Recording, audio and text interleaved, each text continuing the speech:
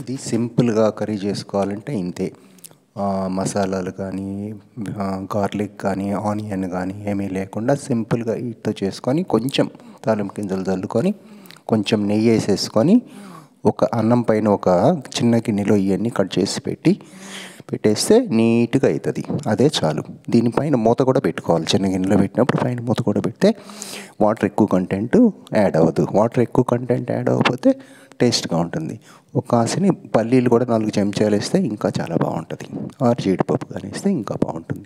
No need of తాలింపు, oil, మసాలాలు ఇవన్నీ అవసరం ఉండదు. ఓకే. ఉప్పు కారం కావాలంటే లైట్గా వేసుకోవాలి. ఎంత తక్కువ వేసుకుంటే అంత మంచిది. అవన్నీ ఆహార పదార్థాలు కాదు.